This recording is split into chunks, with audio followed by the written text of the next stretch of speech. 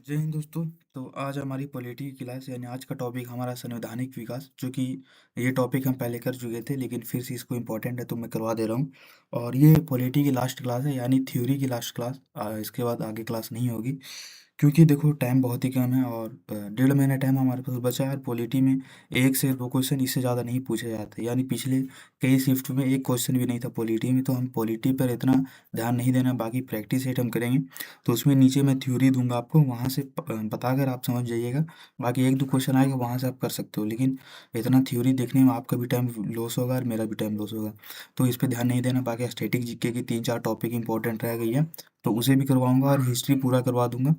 और practice set बहुत ज़्यादा करवाने वाली, यानी रोज़ हम 50 क्वेश्चन की करेंगे।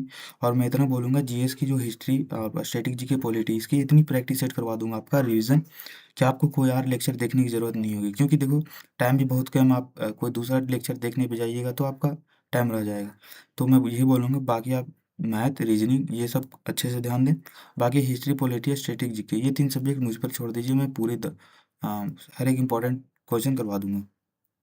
तो आज का टॉपिक हमारा संवैधानिक विकास।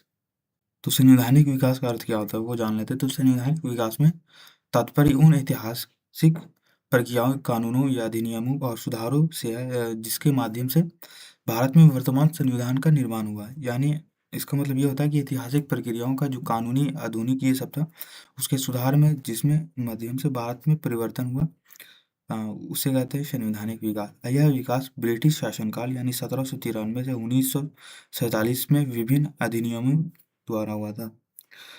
और संवैधानिक विकास का उद्देश्य देखा जाए तो शासन के नियंत्रण करना और सत्ता का विकेंद्रीकरण करना, भारतीयों को भागीदारी बढ़ाना है, और अंततः लोकतांत्रिक संविधान का निर्माण करना। तो ये सब कुछ कारण थे। इसकी मैं टेलीग्राम पे पीडीएफ डाल दूंगा, तो इसे आप एक बार अच्छे से अपने से भी पढ़ लेना। क्योंकि हो सकता है आपको मेरे बताए द्वारा समझ में ना आया हो कुछ भी, लेकिन आप अपने से एक बार जरूर कर लीजिएगा। फिर देखते हैं ब्रिटिश शासन से पहले भारत की शासन प्रणाली। तो ब्रिटिश से पहले क्या थी, तो प्राचीन काल में तो राजतंत्र था यानी शासन व्यवस्था। और जो मध्यकाल हमारा भारत है वो सुल्तान एवं मुगल शासन, यानी जो दिल्ली सल्तनत और मुगल सल्तनत ये सब ये करते हैं। फिर मुगल काल तो सम्राट, और कोई लिखित संविधान नहीं थे यहाँ पर भी। यानी उसका अपना कानून चलता था पर लिखित संविधान नहीं थे। जैसे अभी हमारा संविधान है, तो वैसे उस टाइम कुछ नहीं था। और शासन व्यक्तिगत इच्छा, परंपरा और धार्मिक नियमों पर आधारित था। यानी मान लो मुगल सम्राट है, तो मुगल मुस्लिम लोग था, तो जो मुस्लिम के आधार पर ही अपना कानून बैठाता था। और लिखित संविधान का अभाव था, इसमें मुगल में था लेकिन और सब पहले में नहीं था। लेकिन ये अपना कानून चलाता। जैसे संविधान हमारा इंडिया का है, वो सभी जाति धर्म को बराबर का सम्मान देता है, बराबर का हक देता है हर कुछ काम करने का। लेकिन यहाँ पे नहीं था ये सब के टाइम में। और रेगुलेट एक्ट यानी 1773, ये सब मैं करा चुका हूँ पर फिर से करा दे रहा हूँ। तो क्यों लगाया गया था, तो ईस्ट इंडिया कंपनी के भ्रष्टाचार को नियंत्रित करने के लिए बंगाल में प्रशासनिक अव्यवस्था के कारण लगाया गया था। कब? रेगुलेट एक्ट कब लगाया था, तो 1773 में। मुख्य प्रावधान तो बंगाल के गवर्नर को गवर्नर जनरल बनाया गया। और पहला गवर्नर जनरल कौन है, तो वुरेन हेस्टिंग। तो ये इंपॉर्टेंट है, ये काफ़ी इंपॉर्टेंट है, इसको आप देख लेना।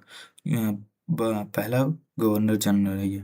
और कलकत्ता में सुप्रीम कोर्ट की स्थापना की गई। और गवर्नर जनरल की परिषद में 4 सदस्य थे। कितने सदस्य? 4 सदस्य। और कमियां की बात करें तो शक्तियों का स्पष्ट विभाजन नहीं हुआ, यानी शक्तियों को एक जगह रखा गया। और गवर्नर जनरल और सुप्रीम कोर्ट में टकराव हुआ, यानी ये दोनों में अलग ही 36 का आंकड़ा चलता था। और ऐतिहासिक महत्व की तरफ हम देखा जाए तो ब्रिटिश शासकाल ब्रिटिश सरकार का पहला हस्तक्षेप हुआ और संवैधानिक विकास की शुरुआत हुई। यानी जो कानूनी ये सब बनने लगा उस टाइम की शुरुआत हो जाती है। और ब्रिटिश शासन का पहला हस्तक्षेप इसी टाइम होता है। एग्जाम पॉइंट क्यों तो देखें तो पहला संवैधानिक अधिनियम, सुप्रीम कोर्ट की स्थापना 1774 में हुई। फिर देखते हैं चौथा हमारा टॉपिक है पिट्स इंडिया एक्ट। तो ये कब होता है, तो 1784 में। उद्देश्य इसका क्या था, तो कंपनी और ब्रिटिश सरकार से संबंधित स्पष्ट करना। तो ये सब ये प्रावधान की बात करें तो प्रावधान में आ जाता है बोर्ड ऑफ कंट्रोल की स्थापना हुई, यानी कंट्रोल करने का अंग्रेजों के हाथ में आया। अधोरी शासन प्रणाली हुई। तो ये सब पॉइंट व्यू से देखते चलेंगे। अब भारत पर क्या प्रभाव पड़ता, तो कंपनी पर ब्रिटिश सरकार का नियंत्रण और विदेशी नीति सरकार के अधीन हुआ। तो ये सब इंपॉर्टेंट एग्जाम पॉइंट से देखें तो दोहरी शासन व्यवस्था हुई और वास्तविकता सत्ता ब्रिटिश सरकार के पास रही। यानी जो वास्तविक सत्ता थी वो ब्रिटिश सरकार के पास थी। फिर देखते हैं चार्टर्ड एक्ट, यानी चार्टर्ड अधिनियम जो लगते हैं। तो पहला चार्टर्ड अधिनियम आ जाता है तो 1813 में कंपनी का व्यापारिक एकाधिकार समाप्त हुआ और चीन छोड़कर भाग गए, यानी चीन लोग भी जो काफ़ी बसे हुए थे वो सब चल दिए थे, और शिक्षा पर 1 लाख वार्षिक खर्च किया गया। यानी ये जो चार्टर्ड एक्ट थी जो पहली, उसमें शिक्षा पर 1 लाख खर्च किया गया और कंपनी को वास्तविक अधिकार मिला। फिर चार्टर्ड दूसरा आता है चार्टर्ड अधिनियम 1833। कंपनी का व्यापार पूरा तरह समाप्त हुआ, यानी कंपनी व्यापार करती थी उसकी पूरी तरह समाप्त होती है। भारत का पहला गवर्नर जनरल ऑफ इंडिया कौन बना? तो लॉर्ड बेंटिक बना। तो देखो ये सब एग्जाम पॉइंट ऑफ व्यू से ये मोस्ट इंपॉर्टेंट है, इसलिए क्वेश्चन ये बन सकता है भारत का पहला गवर्नर जनरल ऑफ इंडिया कौन बना? तो लॉर्ड विलियम बेंटिक। कानून बनाने का केंद्रीकरण इसे मिला। और चार्टर्ड अधिनियम 1853 तो विधायी और कार्यकारी परिषद अलग हुआ और प्रतियोगी परीक्षा की शुरुआत हुई, यानी ICS की शुरुआत हुई। एग्जाम पॉइंट की दृष्टि से देखा जाए तो 1833 में भारत का पहला केंद्रीय कानून बना और 1853 में सिविल सेवा की नींव डाली। सिविल सेवा यानी जो आगे मैं बताया था सिविल सेवा के बारे में। तो भारत सरकार अधिनियम 1858 तो कंपनी शासन गांध हुआ, यानी 1857 की क्रांति होती है और 1858 में भारत सरकार का अधिनियम आता है, यानी भारत सरकार का नहीं, जो भारत में कंपनी राज कर रही है उसका शासन ग्रंथ होता है। ये कंपनी जो ईस्ट इंडिया कंपनी जो राज कर रही थी भारत में, और भारत पर शासन किसका चला है? तो डायरेक्ट ब्रिटिश के हाथ में चल गया। ब्रिटिश क्राउन यहाँ पे राज करने लगा। उससे पहले भारत पर एक कंपनी राज कर रही थी। तो 1857 के विद्रोह के बाद, तो 1857 के विद्रोह भी मैं बहुत ही डिटेल में बताने वाला हूँ हिस्ट्री में। तो प्रावधान क्या हुआ? भारत का शासन ब्रिटिश क्राउन के पास सौंपा गया, यानी भारत पहले कंपनी के राज में था लेकिन फिर ब्रिटिश क्राउन के पास चल गया। और वायसराय पद की स्थापना की गई, यानी फिर इसके बाद वायसराय बना। अब भारत सचिव यानी सेक्रेटरी ऑफ स्टेट हुआ। एग्जाम पॉइंट की दृष्टि से देखा तो कंपनी शासन समाप्त हुआ और क्राउन शासक प्रारंभ हुआ, यानी ब्रिटिश क्राउन का शासन स्टार्ट हुआ और कंपनी जो राज करी थी उसका समाप्त हो चुका था। तो ये इंपॉर्टेंट है। अब भारतीय परिषद अधिनियम देखा जाए तो 1861 में और 1892 में कौन सा अधिनियम आया? तो 1861 में अधिनियम आया, विधान परिषद का विस्तार हुआ और नामांकित भारतीय सदस्य शामिल हुए, यानी नामांकन करके भारतीय सदस्य भी शामिल होने लगे। कब? 1861 में। और 1892 का अधिनियम क्या बोलता है? तो बजट पर खर्चा की अनुमति की, यानी बजट पर खर्चा का अनुमति दी या अप्रत्यक्ष निर्वाचन की शुरुआत हुई। तो देखो यहाँ पे बहुत से आपको नहीं समझ में आएगा, पर मैं यही बोलूँगा बस कान में हेडफोन डाल के सुनते जाइए, देखते जाइए, और PDF दूंगा तो वहाँ से एक बार पढ़ लीजिएगा। बाकी मैं प्रैक्टिस सेट करवाऊंगा तो मैं फुल डीप में एक बार और बता दूँ। एग्जाम पॉइंट से देखें तो भारतीयों की प्रारंभिक भागीदारी हुई इसके अंदर, और मॉडल मेंटो सुधार अधिनियम तो ये था कब आया था? 1909 में। अब प्रमुख प्रावधान इसकी देखें तो पृथक निर्वाचन प्रणाली इसमें हुई और मुस्लिम लीग को विशेष प्रावधान दिया गया, यानी मुस्लिम लीग से मुस्लिम लोगों को भी इसमें अच्छा खासा फायदा हुआ था। और दूरगामी परिमाण का बात करें तो सांप्रदायिकता राजनीति की शुरुआत होती है ये। और एग्जाम पॉइंट की तरफ से देखें तो पृथक निर्वाचन यानी मुस्लिम राजनीतिक की नींव रखा गई। पहले मुस्लिम राजनीतिक में नहीं थे, फिर इस टाइम आ चुके थे। अब भारत सरकार अधिनियम 1919 में देखते तो माउंट गैयू चैम्सफोर्ड सुधार, यानी एक ये नाम है माउंट गैयू चैम्सफोर्ड सुधार। तो दूध शासन यानी विषय नियंत्रण देखते हैं तो आरक्षित गुण गवर्नर, हस्तांतरित तो भारतीय मंत्री, तो हस्तांतरित में भारतीय मंत्री आ जाता है और आरक्षित में गवर्नर आ जाते हैं। तो एग्जाम पॉइंट में तो देख लेना PDF में। फिर दादा साइमन कमीशन कब? 1923 में। तो गठन कब होता है इसका? संविधान सुधारों की समिति, यानी साइमन कमीशन आता है संविधान बनाने के लिए। इसमें कितने सदस्य थे तो अभी बताऊंगा। अब बहिष्कार, यानी साइमन कमीशन को गो बैक का नारा दिया गया। क्यों इसके बहिष्कार किया गया था साइमन कमीशन का? अब प्रभाव से क्या होता है? तो नेहरू रिपोर्ट होता है, यानी एक मिनट, नहीं नहीं, ये जो साइमन कमीशन संविधान बनाने के सुधार का आया था, लेकिन इसे काला झंडा दिखा के भगा दिया गया था। फिर दूसरा कमीशन आता है वो बताता हूँ।